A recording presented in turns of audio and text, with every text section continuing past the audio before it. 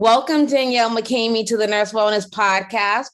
I'm so excited to have you here, and I cannot wait to get some more information on all the things that are happening. So let's start off. Sorry, say that again. I said, thank you for the invitation. Yes, absolutely. So let's start off by you just introducing yourself. Who are you? Yes, I am Dr. Danielle McCamey. I am the founder, CEO, president of DNPs of Color, a national nonprofit organization, just turned international recently. We have some docs in Canada. Shout out to Canada.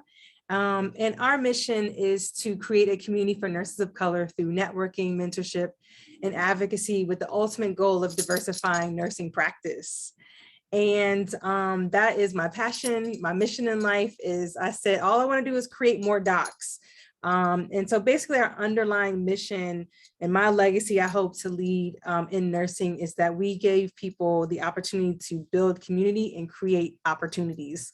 So that's my life tagline. And I just currently accepted a position as the assistant dean for clinical practice and relationships at the Johns Hopkins School of Nursing.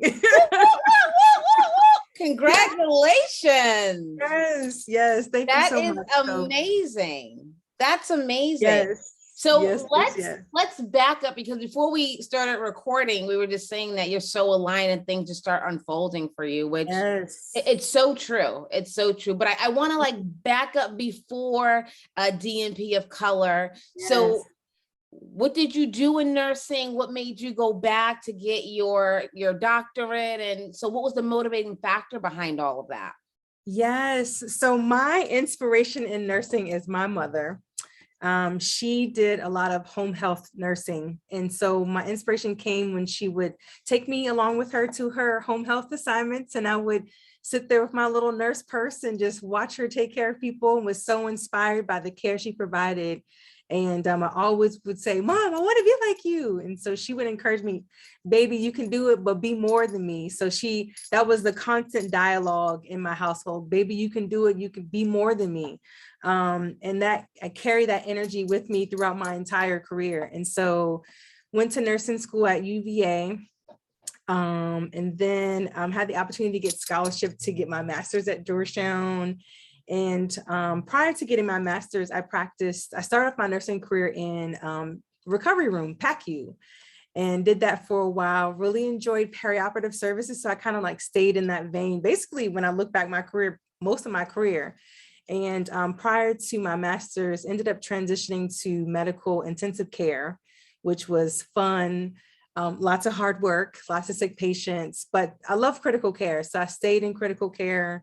Got my ACNP, and then transitioned to surgical critical care, which is still my love. I still do that on the side. And it's been a wonderful whirlwind experience in nursing.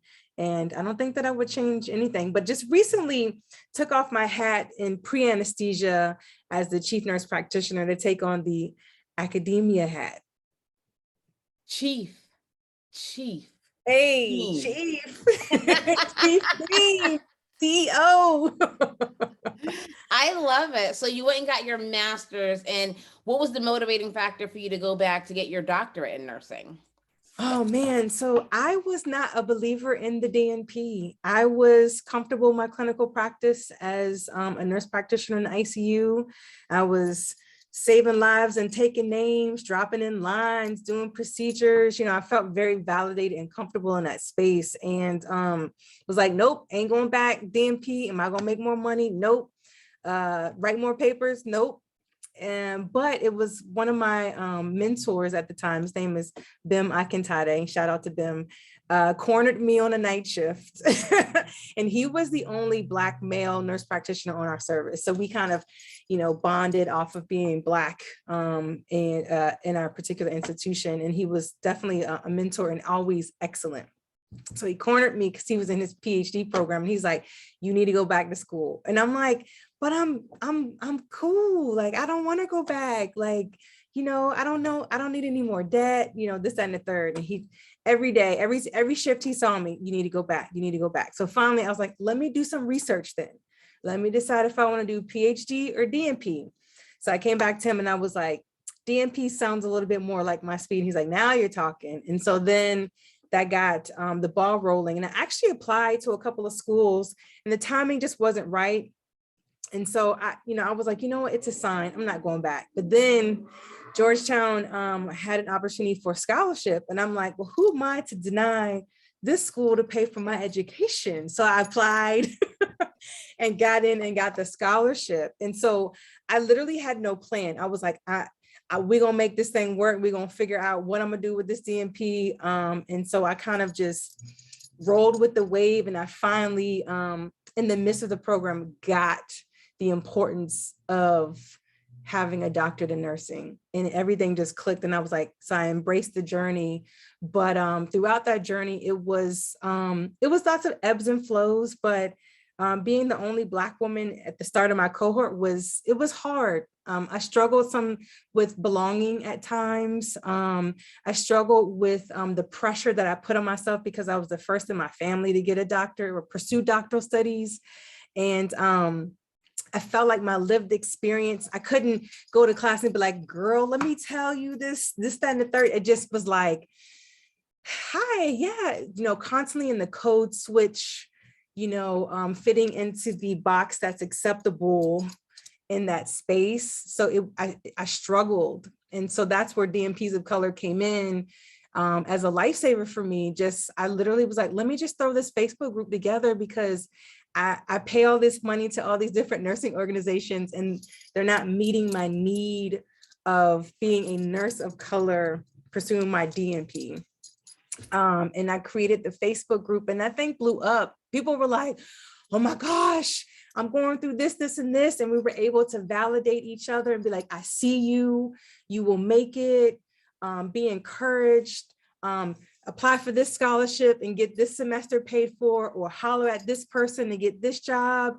So it's been such a valuable community space that literally helped push me through to get that paper. And once I got that paper, it all just kind of the doors of nursing just flew open. Like I learned about, being a fellow. I'm like, I've never heard of what is this FAN and FANP stuff. And you need to go to this conference. You need to network with this person. You need to present because they pay you $500 just to talk about stuff you like talking about. And I'm like, I get paid for this just to go.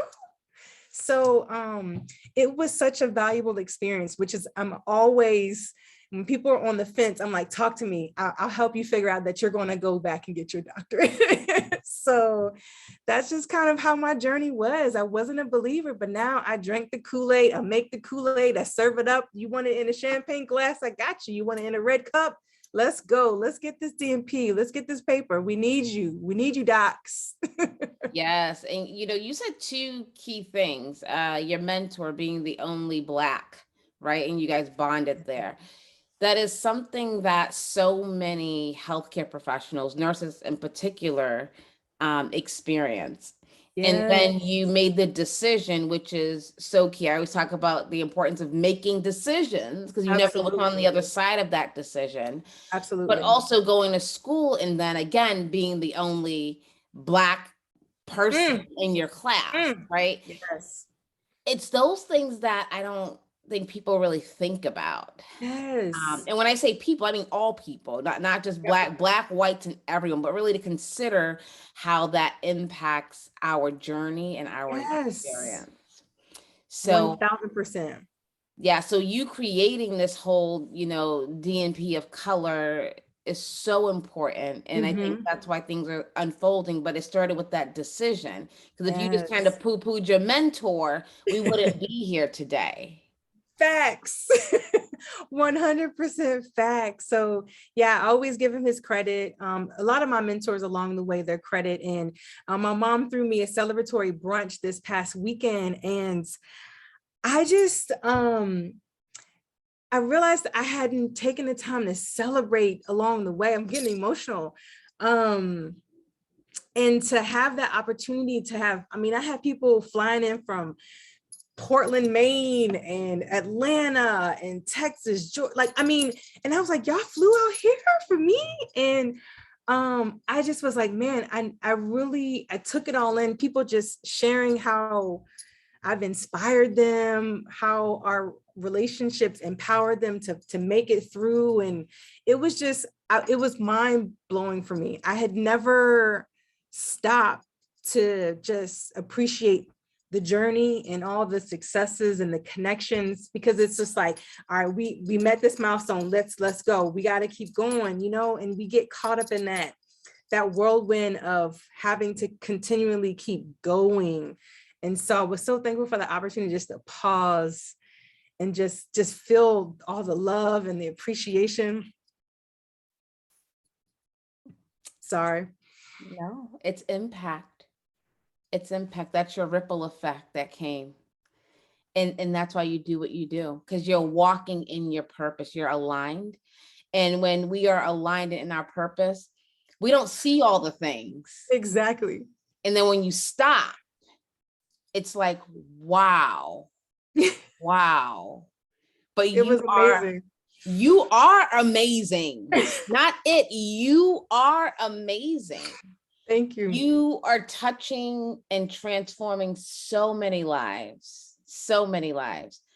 It's like just a thought, right? Oh, I need support. And then it just blows up to this whole thing. Yes.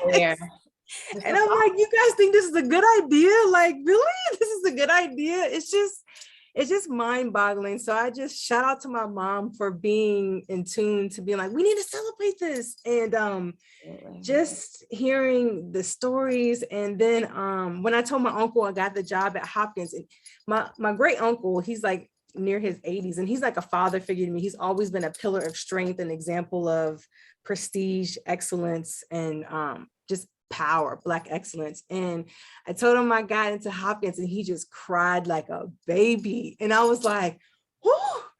He's like, you don't understand the significance of this, baby. Like, you made it. Like, you know, all the hard work and sacrifices we made as a people, as a family, and you're at the Johns Hopkins University. And that was mind blowing, because I've never seen my uncle cry. And it was just like, wow, this is big. This is big. Because you are exuding the power that you have, that you probably didn't even know you existed, that you even like had it inside of you. Yeah. And I think it goes back to that experience of being the only Black, right? So we always feel we have to work harder, right? We have to show up a certain way. So when we are in that mindset, because I've experienced it too, it's hard to pause because you're so worried about getting to the next thing. And it can be hard, it can be difficult, it can be defeating. Yes. But in the meantime, you know, you're doing all of this, not just for you, like you said, your uncle, they're watching. Yes. And the little girls are watching, you know? Yes. So I want to ask you, what would you say to, you know, the high school student or the freshman nursing student who is the only Black, a few Blacks in nursing school, just really trying to make it? And you know that feeling. We know that feeling, not just you. We know that feeling because I went to a predominantly white school. So what would you say to that Black girl who wants to go into nursing, who is struggling? Yeah, so Ketanji Brown Jackson comes to mind. I'm all on that persevere piece. I'm like, absolutely persevere. That's number one. Number two, I wish I understood the value of mentors early on. It wasn't until yesterday years old that I understand the value of having mentors. So I always say, like, the keys, the $1 million secret is having someone mentor you and having multiple, like a whole crew, your whole entourage. And I wish I also knew early on the value of having not just one, but multiple for different aspects of your life. A personal mentor just to help you with, you know, I don't know, dating life, or a mentor to help you with your professional life, your spiritual life. I would tell that struggling young nurse, get you a crew of people that you can lean on. Because as I'm moving into this next chapter of leadership and influence and example and inspiration, I'm leaning hard on my mentors, because academia it's a different space. I'm clinician 20 years. Put me in any ICU, I got you. I'm dropping lines and saving lives any day. But I'm leaning hard. I'm like, what do I wear? Like, what's my dean image gonna look like? Like, I got to upgrade my glasses, and I got to get my shoe game, my nails done. I was like, I haven't had a manicure in eons. Because these are the things that we have to consider. Is my fro gonna be good? So I'm leaning hard, but and they're holding me up. They're like, you got this. Like, you were chosen. All the work that you've done up to this point has prepared you.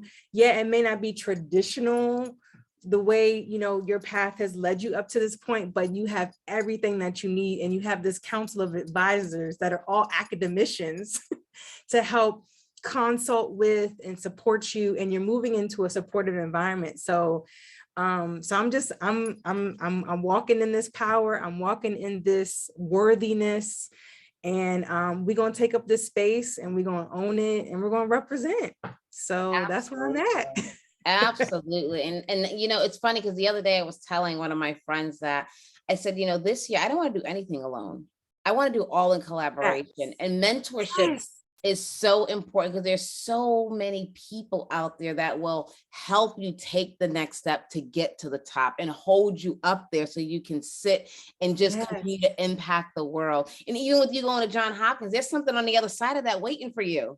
They're waiting for you. I received that too. Thank you. They are waiting for you. But it's so important to know that you don't have to do anything alone. There's so many people out here like us, you just reach out.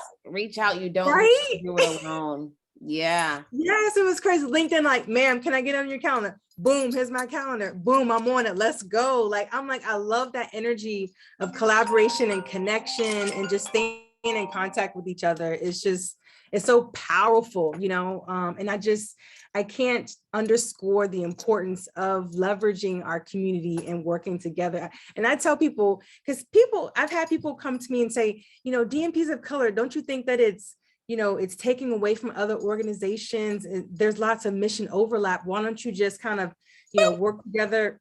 No. Thank you. Mute, please. Mute. Thank you. I'm happy to collaborate where there's mission overlap, but there's enough out here for everybody. Okay. Like, there's so much work that needs to be done. And I was like, our group is super niche because the center is people of color pursuing their doctorate in nursing practice. That's it. We accept any and everybody that understands that we are centering those that have been historically excluded, nurses, and getting your DNP. So that's just what it is, and that's what it's always going to be. And I'm waiting. Next year, I'll be wearing my DNP of Color fleece. Hey. I'm waiting to order mine. So oh, you can order it now. The manifestation is already here, baby. You just got to just make it plain. Just go and put that lapel pin on there, boo. Yes. So this has been great. So if there are nurses out there who are not doctorate, they're not in the DNP program, can they still reach out? How can they link up or serve or be involved? Yes, we love the community of students, those that are remotely interested, vaguely interested, aspiring, current students, current DNPs, anyone that can get behind the mission and see value that this organization can serve them for their own personal mission and vision for their own life and want to contribute in that way in exchanging energy and being part of the community. Please, we welcome any and everybody for sure. Because again, having the community and support, there's strength in numbers. And so we need everybody that believes in the mission to help push it forward. Awesome. And how can they get in contact with you? Yeah, so we are on all the major social media stuff. So if you're looking for DNPs of Color, you can go to our website, dnpsofcolor.org. We are on Instagram, Twitter, Facebook, LinkedIn. So our handle is DNPs of Color. If people are looking for me, I'm on LinkedIn, always posting. So look me up, Danielle McCamey, and I'm also on Instagram and Twitter at Dr. McCamey. Awesome. Now, before we let you go, we have to do our rapid fire. Is that okay? Ooh, let's go. I'm ready. All right. Wellness means? Rest. I know I'm stressed when? I'm stuttering. My go-to stress management solution is? Sleep. Just cancel it. Just go to bed. Something people get wrong about me is?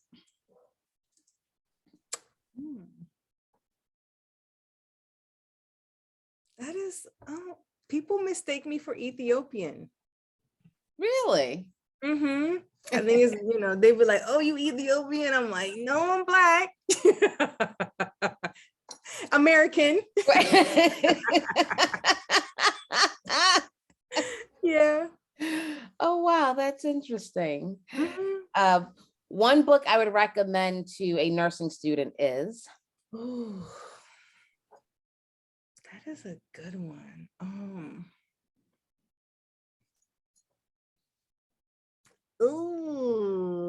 There's a book called Burnout that I'm currently reading that is pretty dope since everyone's burnt out. Mm-hmm. Are they twin sisters? The twins? Are they twins? I can't remember. I think I know exactly what you're talking about. Yeah, it's a really good I can't remember if they are. Yeah. Yeah. No, that's a really good book. One thing I learned about myself during this pandemic is? Oh man. There's so many things. One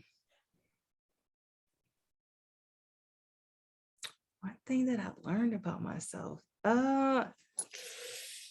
that I like to spend more time with my family than I thought before. Yes, for sure.